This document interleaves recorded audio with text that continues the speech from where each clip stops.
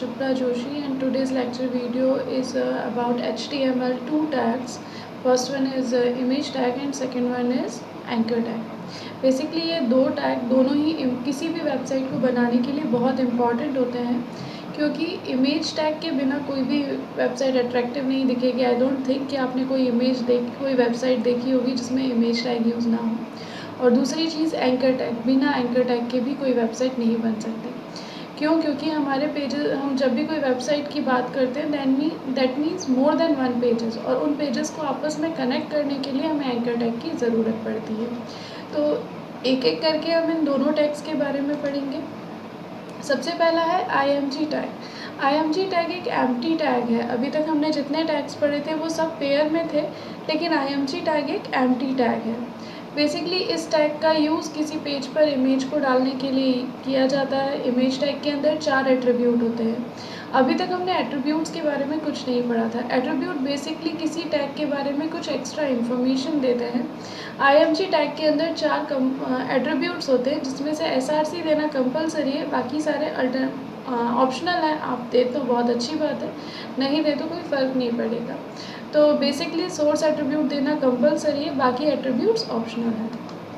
Image tag के बारे में पढ़ने से पहले या इमेज टैग को यूज़ करने से पहले हम कुछ और चीज़ों के बारे में फोकस करेंगे। जैसे उसके एट्रीब्यूट्स में जो हमने SRC एट्रीब्यूट की बात की है, उस SRC एट्रीब्यूट में हमें देना क्या होता है। उस एट्रीब्यूट में हमें देनी होती है उस इमेज की लोकेशन, जो इमेज आपको शो करनी है। अब इमेज की लोकेशन मतलब हमें उसका पाथ देना होता है कि वो कौन सी इमेज है जो हम अपनी IMG टैग के थ्रू शो करना चाहते हैं। तो पाथ देने के लिए हमारे पास 2 ऑप्शन होते हैं, एब्सोल्यूट पाथ या फिर रिलेटिव पाथ। अब ये दोनों क्या होते हैं? एब्सोल्यूट पाथ नाम से समझ में आ रहा है, जब हम किसी चीज़ की एग्जैक्ट लोकेशन देते हैं तो उसे कहते हैं absolute path. For example suppose मैं मेरे कंप्यूटर की कोई फ़ाइल की लोकेशन बता रही हूँ, तो मैंने कहा C ड्राइव के अंदर माई डॉक्यूमेंट्स के अंदर ABC नाम का फोल्डर है, उसके अंदर 1.jpg नाम की इमेज है। तो ये जो पाथ है ये क्या कहलाएगा? Absolute path. क्यों? क्योंकि हम उसकी लोकेशन रूट फोल्डर से दे रहे हैं। एग्जैक्ट लोकेशन, कभी भी लोकेशन दी जाए कहीं से भी इसे एक्सेस किया जा सकता है। लेकिन रिलेटिव पाथ क्या होता है? जब हम हमारे पेज के अकॉर्डिंग, जहाँ उसको कॉल किया जा रहा है उसके अकॉर्डिंग किसी और चीज़ की लोकेशन बताते हैं, तो उसे बोलते हैं रिलेटिव पाथ। फॉर एग्जांपल मैंने कहा जहाँ पर मेरा HTML पेज है वहाँ पर एक IMG नाम का फोल्डर है और वहाँ पर 1.jpg इमेज है, तो ये जो सेकंड पाथ देने का तरीका हुआ ये रिलेटिव पाथ कहलाएगा। तो अधिकतर जब हम वेबसाइट के अंदर इमेजेस डालते हैं तो हम कोशिश करते हैं कि हम रिलेटिव पाथ चूज़ करें, ताकि जब हम फ्यूचर में अपनी पूरी वेबसाइट को सर्वर पर अपलोड करेंगे तो हमारी रूट लोकेशन तो हमेशा अवेलेबल नहीं होगी। हम थोड़ा ना कह सकते हैं कि सर्वर पर आपको C ड्राइव D ड्राइव मिलेगी। आपको वहाँ पर एक फ़ोल्डर मिलेगा जहाँ पर आपको अपनी पूरी वेबसाइट अपलोड करनी होगी। तो वहाँ पर आपकी ये C D ड्राइव की दी गई लिंक काम नहीं करेंगे। इसीलिए जब भी हम वेबसाइट यूज़ करते हैं तो उसमें हम अधिकतर जो लिंक देते हैं वो रिलेटिव लिंक देते हैं। ठीक है। कौन कौन सी इमेजेस हम सपोर्ट करते हैं? जो ब्राउज़र है वो 3 तरह की इमेजेस को सपोर्ट करता है, JPEG, GIF और PNG। अब ये 3 तरह की इमेजेस में क्या डिफरेंस है? नॉर्मल अगर आपको रेक्टेंगुलर शेप की इमेज चाहिए तो आप कौन सी इमेज यूज़ करेंगे? JPEG। आपने कई बार कुछ एनिमेटेड इमेज देखी होंगी, होती इमेज है लेकिन उसमें कुछ एनिमेशन है, लाइक कोई स्पार्कल्स चमक रहे हैं या इस तरह का कोई भी एनिमेशन। तो कोई भी एनिमेटेड इमेज बनाई जाती है वो किसके थ्रू बनाई जाती है? GIF के थ्रू। और कई बार आपने वेबसाइट्स देखी होती है जो एक पर्टिकुलर शेप में नहीं होती हैं, वो रेक्टेंगुलर शेप फॉलो नहीं करती हैं, उनमें बैकग्राउंड नहीं होता है, वो ट्रांसपेरेंट बैकग्राउंड की इमेजेस होती हैं। तो उनके लिए हम कौन सी इमेज यूज़ करते हैं? PNG images. ये 3 तरह की इमेजेस हमारे पास अवेलेबल होती हैं। अब पहले हम इसको कोड को करके देखते हैं, उसके बाद हम लिंक टैग पे जाएंगे। मैं नोटपैड++ ओपन कर रही हूँ। ये हमारा पेज ओपन हो गया। हम कल जैसा कोड लिखेंगे इस पर। HTML टैग ओपन किया, हेड सेक्शन लगाया, हेड सेक्शन के अंदर टाइटल डाल देते हैं, कंपलसरी नहीं है लेकिन हम डाल देते हैं माय पेज 2। टाइटल टैग को क्लोज करेंगे, बॉडी टैग लगाया और बॉडी टैग को क्लोज किया और HTML टैग को क्लोज किया। ये हमारा बेसिक पेज बन गया। बेसिक पेज बनने के बाद हमको नेक्स्ट क्या करना है? IMG tag. IMG टैग यहीं पर क्लोज हो जाता है। सबसे पहली चीज़ कि IMG टैग को अलग से क्लोज नहीं किया जाता है, ये एक एम्प्टी टैग है जो जहाँ ओपन होता है वहीं पर क्लोज हो जाता है। यहाँ पर अभी मैं सिर्फ एक जो कंपलसरी एट्रीब्यूट है वो लगाऊंगी, बाकी कुछ भी नहीं लगाऊंगी। SRC इक्वल्स टू, अब मुझे यहाँ पर लोकेशन बतानी है कि मेरा पेज कहाँ पर है और मेरी इमेज कहाँ पर है। मैंने जैसा आपको पहले ही बताया कि हम एब्सोल्यूट पाथ को सजेस्ट नहीं करेंगे, तो मैं आपको सीधे रिलेटिव पाथ बता रही हूँ। रिलेटिव पाथ देखने के लिए पहले मुझे ये देखना पड़ेगा कि मेरा ये जो प्रोग्राम है ये मैं कहाँ सेव कर रही हूँ। मैं इसको सेव कर रही हूँ, यहाँ पर मेरे इस ई ड्राइव के अंदर एक फ़ोल्डर है ऑन जॉब ट्रेनिंग, उसके अंदर बैच डेटा, जिसके अंदर मैंने एक 111 HTML नाम का फ़ोल्डर बनाया है। यहाँ पर मैं अपना पेज सेव कर रही हूँ, page1.html। इसको मैंने सेव कर दिया। मैं ये फ़ोल्डर आपको यहाँ से भी ओपन करके बता रही हूँ। ये देखिए मैंने वही फ़ोल्डर ओपन कर रखा है, ये रहा मेरा फ़ोल्डर। ये पेज है और यहाँ पर हमारी इमेज है। तो पेज से इमेज की लोकेशन कहाँ पर है? पेज के अंदर मुझे, पेज के जहाँ पर है वहीं पर मुझे IMG फ़ोल्डर मिल रहा है, और IMG फ़ोल्डर के अंदर मुझे क्या मिल रही है? इमेज मिल रही है। 2 डॉट, उसका एक्सटेंशन देखने के लिए प्रॉपर्टीज़ पे जाएंगे, 2.jpg। तो मुझे लोकेशन क्या देनी होगी? बस IMG के अंदर 2.jpg, जहाँ पर मेरा पेज है वहाँ पर मुझे IMG फ़ोल्डर में जाना है, और IMG फ़ोल्डर के अंदर 2.jpg इमेज हमारी है। तो ये जो पाथ दिया जाता है ये क्या कहलाता है? Relative path. इसको अपन सेव करते हैं और रन करते हैं, व्यू इन क्रोम। ये देखिए मेरी इमेज आ गई, ये हमारा IMG टैग है। अब बाकी एट्रीब्यूट्स क्या काम करते हैं? किसी रीज़न से अगर मेरी इमेज शो नहीं हो पाई, सपोज मेरे पास तो इमेज 2 नाम की है, मैंने 3 लिख दिया, इमेज का नाम गलत दे दिया, तो अल्टरनेटिव टेक्स्ट जो भी आपने उसकी जगह लिखा होगा, इमेज में जो भी ALT एट्रीब्यूट, ALT का फुल फॉर्म होता है अल्टरनेटिव टेक्स्ट, तो इमेज के प्लेस पर ये टेक्स्ट शो हो जाएगा। ठीक है, इसके लिए हम ALT लिखते हैं। अगर इमेज का नाम सही है, कोई प्रॉब्लम नहीं है, तो अल्टरनेटिव टेक्स्ट शो नहीं होगा। विड्थ 400 px, अभी जो इमेज की विड्थ आ रही है वो एक्चुअल विड्थ है, जो मेरी इमेज की एक्चुअल विड्थ है वो डिस्प्ले हो रहा है। अब मैंने इसकी विड्थ दे दी 400 पिक्सल, तो ये 400 पिक्सल की इमेज शो होने लगी। लेकिन मैंने तो विड्थ दी, हाइट तो बताई नहीं। तो अगर मैं सिर्फ विड्थ देती हूँ तो वो हाइट उसके कॉरस्पॉन्डिंग रेशो में ले लेगा, और अगर मैं सिर्फ हाइट देती हूँ तो वो विड्थ उसके कॉरस्पॉन्डिंग रेशो में ले लेगा। सपोज़ मैंने विड्थ हाइट 500 बता दी, तो विड्थ वो ऑटोमेटिकली कंसीडर कर लेगा। तो अगर आप दोनों में से एक एट्रीब्यूट देते हैं तो वो दूसरा ऑटोमेटिकली रेशो में कैलकुलेट कर लेगा। लेकिन अगर मैंने दोनों चीज़ें दे दी तो फिर जो मैंने विड्थ दी है वो साइज़ लेगा, भले इमेज का जो एक्चुअल रेजोल्यूशन है वो बिगड़ जाए, लेकिन जो साइज़ मैंने दिया है वो वही साइज़ ऑक्यूपाई करेगा। ये इमेज टैग है। आप विड्थ को परसेंटेज में भी दे सकते हैं, जैसे मैंने दे दिया 50%।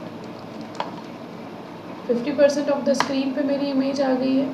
मैं इसी IMG टैग को एक बार और कॉपी करती हूँ, देखिए नीचे आ गई।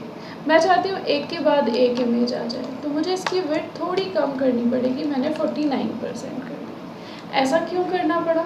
क्योंकि अगर मैं दोनों इमेजेस की विड्थ 50% कर देती हूँ तो आप ध्यान देंगे यहाँ पर थोड़ा सा गैप है और यहाँ थोड़ा गैप है। इस गैप की जगह कैसे बचेगी? 50-50 दोनों का हो गया, तो ये गैप की जगह नहीं बचेगी, इसलिए ये इमेज नीचे जाएगी। तो वो 1% जो मैंने छोड़ा है वो इस गैप के लिए छोड़ा है। वैसे तो हम इस चीज़ों को CSS के थ्रू और अच्छे से मैनेज कर सकते हैं, लेकिन अभी आप ट्राई करिए। एक मैं इमेज का कोड बना रही हूँ, आप इसको ट्राई करके देखिए। यहाँ पर मैंने 3 इमेजेस 3 बार कोड और कॉपी पेस्ट किया है ताकि थोड़ा लुक अच्छा है। और विड्थ मैं सबकी, हाइट सबकी 200 कर रही हूँ ताकि एक ही स्क्रीन पर आपको सारी इमेजेस दिख जाए और मुझे स्क्रॉल ना करना पड़े। इस तरह की इमेजेस आप बना के देखिए, अलग अलग शेप्स बना के देखिए और ट्राई करिए। नेक्स्ट टैग है हमारा, जो नेक्स्ट टैग हमको पढ़ना है वो है anchor tag. Anchor tag basically दो पेजेस को आपस में कनेक्ट करने के लिए यूज़ किया जाता है। इसके थ्रू हम अलग अलग पेजेस को कनेक्ट कर सकते हैं। फॉर एग्ज़ाम्पल हम कोई वेबसाइट बना रहे हैं, हमको कॉन्टैक्ट अस पेज पे जाना है, तो हम एक लिंक बनाएंगे और उस पर क्लिक करने पर कॉन्टैक्ट अस पेज को ओपन कर देंगे। तो इस तरह की लिंकिंग करने के लिए हम एंकर टैग का यूज़ करते हैं। एंकर टैग पेयर टैग है। इसमें दो एट्रीब्यूट होते हैं, href और टारगेट। href पेज वही किस पेज पर आपको जाना है उसको बताता है, और टारगेट एट्रीब्यूट के बारे में हम बाद में डिस्कस करेंगे। सबसे पहले हम एक एंकर टैग का कोड लिखते हैं। मैं एक और नया पेज बना रही हूँ, Ctrl+S, HTML हेड बॉडी और HTML tools, title, home page. यहाँ मैं हेडिंग में लिख रही हूँ hello we are at home page.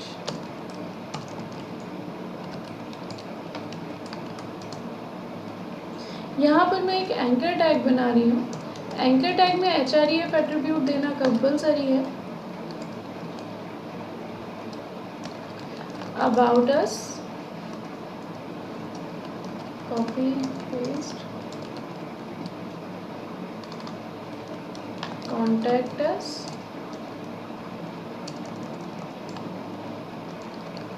Gallery,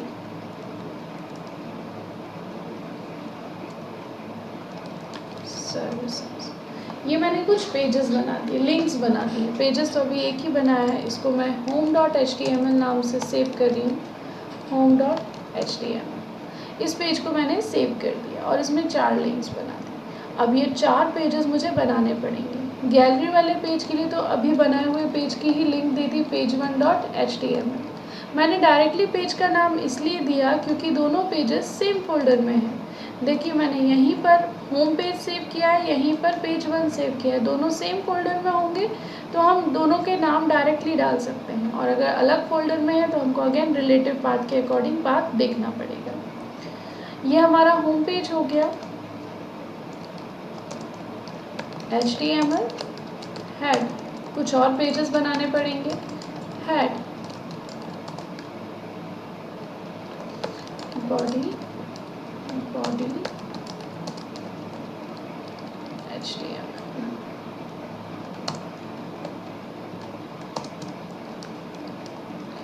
title,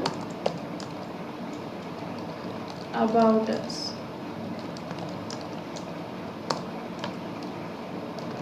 H1 we are in about us page.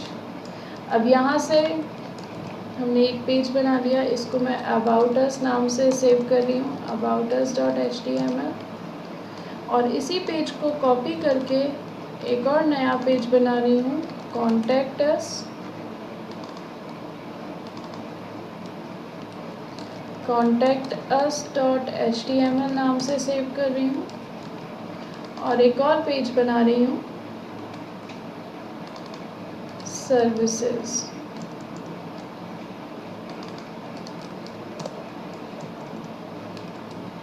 इसको सर्विसेज नाम से सेव कर रही हूँ। 2 मिनट, मैंने शायद इसके में एक्सटेंशन नहीं दिया है। Save as services.html। ठीक, अब मुझे इसको सारे पेजेस को कनेक्ट करना है। about us.html,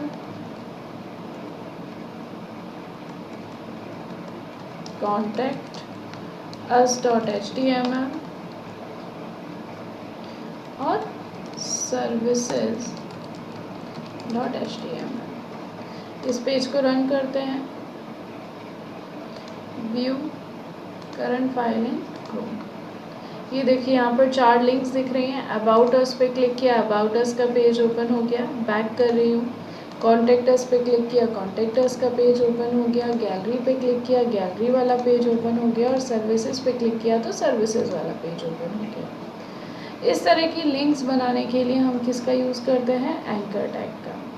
लेकिन अगर मैं चाहती हूँ कि ये मेन्यू हर पेज पे अवेलेबल हो और यहाँ नीचे पेज ओपन होते रहें, तो इसके लिए मुझे क्या करना पड़ेगा, यहाँ पर फिर मुझे टारगेट एट्रीब्यूट की ज़रूरत पड़ेगी।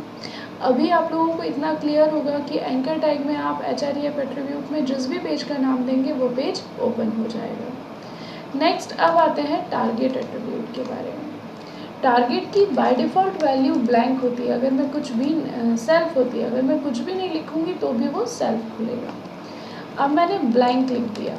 अब ज़रा अपन पेज पर फोकस करते हैं। मैंने सेव करने के बाद विंडो चेंज करके जस्ट पेज को रिफ़्रेश किया है। बार बार रन करने की ज़रूरत नहीं होती है, आप सेव करके रिफ़्रेश करेंगे तो भी आपका आउटपुट रिफ्लेक्ट होगा। कॉन्टैक्ट अस देखिए उसी जगह पर ओपन हो रहा है, जबकि अबाउट अस के लिए आप यहाँ पर फोकस करिएगा, एक नया टैब ओपन हो रहा है और वहाँ पर अबाउट अस पेज ओपन हो रहा है। ये किसकी वजह से हो रहा है? ब्लैंक, आपने जो टारगेट में ब्लैंक डाला है उसकी वजह से। इसके अलावा टारगेट एट्रीब्यूट की जो और पॉसिबल वैल्यू होती हैं वो होती हैं पेरेंट, टॉप और name of any I frame. Parent और टॉप हम बाद में डिस्कस करेंगे। Name of any I frame क्या होता है? Name of any I frame मतलब मैं यहाँ पर एक आई फ्रेम बनाऊँगी, मैं BR से लाइन चेंज कर रही हूँ, एक आई फ्रेम बना रही हूँ। आई फ्रेम का नेम एट्रीब्यूट देना होता है। विड्थ ऑप्शनल है, दे देते हैं, अच्छा होगा। हाइट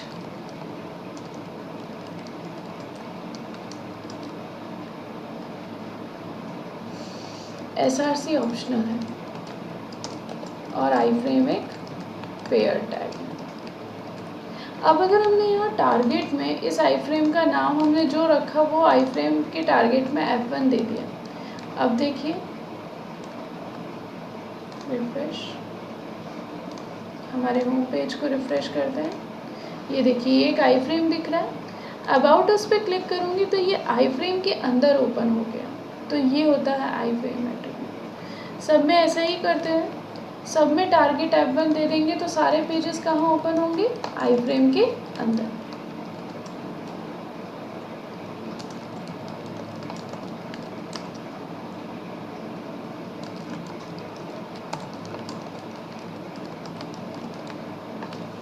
अब देखिए about us, contact us, gallery, service, जितने भी पेजेस ओपन हुए हमारे आई फ्रेम के अंदर ओपन हुए। लेकिन जब पेज को पहली बार लोड कर रहे हैं तो हमारा आई फ्रेम खाली दिख रहा है, जो कि अच्छा नहीं है। तो इसके लिए बाय डिफ़ॉल्ट आई फ्रेम में आप कौन सा पेज ओपन करना चाहते हैं? आप इन चारों में से कोई सा भी पेज ओपन कर सकते हैं। फॉर एग्ज़ाम्पल मैं पेज 1.html को बाय डिफ़ॉल्ट ओपन करना चाहती हूँ, तो अब मेरे आई फ्रेम में by default page 1.html open रहेगा। हाँ, क्लिक करने पर चेंज हो जाएगा, लेकिन जब पेज को रिफ़्रेश करूँगी तो पेज 1.html दिखाई देगा। आई होप यहाँ तक आपको क्लियर हुआ होगा। एक टॉपिक और है जो अभी हमने कंसीडर नहीं किया है, उसको और पढ़ते हैं यहाँ पर। लिंक को मैंने 3 कैटेगरी में डिवाइड किया है, ग्लोबल लिंक, लोकल लिंक और इंटरलिंक। अभी तो हम नॉर्मली लिंक्स पढ़ रहे थे, तो लिंक्स को बेसिकली 3 कैटेगरी में डिवाइड किया गया। ग्लोबल लिंक, सपोज मैं यहाँ से किसी गूगल के पेज की लिंक बनाती हूँ। फॉर एग्जांपल यहाँ पर मैं एक लिंक बनाती हूँ गूगल के पेज की, तो मैंने यहाँ लिख दिया anchor tag href equals to. अब गूगल की लिंक देने के लिए मुझे उसका पूरा URL एब्सोल्यूट पाथ देना पड़ेगा, http://www.google.com।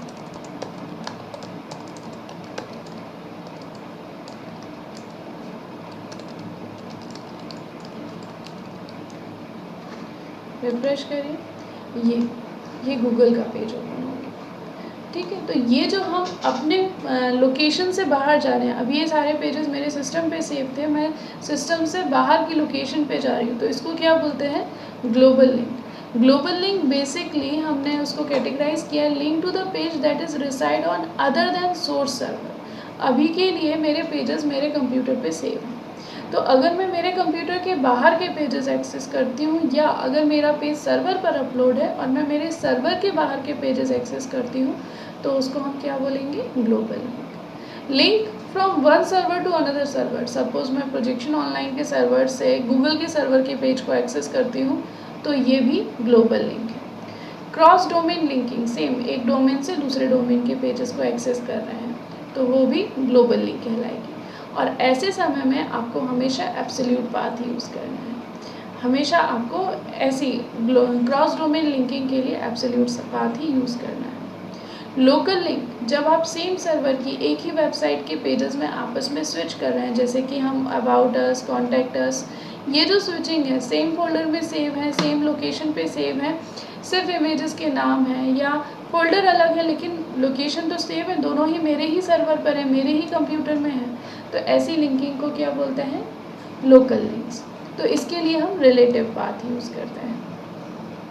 नेक्स्ट है इंटरलिंक। सपोज मुझे एक ही पेज में ऊपर से नीचे ट्रैवल करना है, हमारा पेज काफ़ी लेंदी है और उसमें हमको लिंक करना है, तो हम क्या यूज़ करते हैं? इंटरलिंक। इंटरलिंक में हम क्या करते हैं? एंकर टैग लगाते हैं और उसमें पेज का नाम ना देकर जिस लोकेशन पर जाना है उसका आईडी देते हैं। फॉर एग्ज़ाम्पल मैं इस पेज की लेंथ थोड़ी सी बढ़ा रही हूँ ताकि अपन को पेज में स्क्रॉल अवेलेबल हो जाए। तो इसके लिए मैं इस आई फ्रेम की हाइट बढ़ा देती हूँ 800 पिक्सल और यहाँ पर आई फ्रेम के नीचे एक एंकर टैग बनाती हूँ href, अभी ब्लैंक छोड़ देती है और यहाँ लिखती हूँ गो टू टॉप। अब देखिए आउटपुट में, ये देखिए यहाँ पर क्लिक करके मुझे ऊपर आना है, तो इसके लिए हम क्या करेंगे? ऊपर, अब ऊपर को मैं मेरे पेज को कैसे एक्सप्लेन करूँगी? तो मैं कोई भी एक आईडी यूज़ करूँगी। सपोज़ मैंने h1 पर आईडी एट्रीब्यूट दे दिया और उसमें लिख दिया हेडिंग, कुछ भी दे सकते हैं, आईडी कुछ भी हो सकता है, बस डिजिट से शुरू नहीं होना चाहिए और स्पेशल सिंबल यूज़ नहीं करना है। आईडी मैंने हेडिंग दे दिया और href में हैश के साथ उस आईडी को यूज़ करेंगे। तो जब भी इस लिंक पे क्लिक किया जाएगा तो ये पेज के किस हिस्से को ढूंढेगा? जहाँ पर हेडिंग एज अ आईडी दिया गया है। अब इसको रन करते हैं, गो टू टॉप, आप टॉप पे आ गए, तो ये एंकर टैग है। बेसिकली मैंने आपको इसमें सारी चीज़ें एक्सप्लेन कर दी हैं, लोकल लिंक, ग्लोबल लिंक, आई फ्रेम में ये 4 एट्रीब्यूट हो। आई होप यहाँ तक आपको कोड समझ में आया होगा। अगर यहाँ तक के कोड में आपको कोई भी डाउट आता है तो आप कमेंट सेक्शन में पोस्ट कर सकते हैं। Thank you.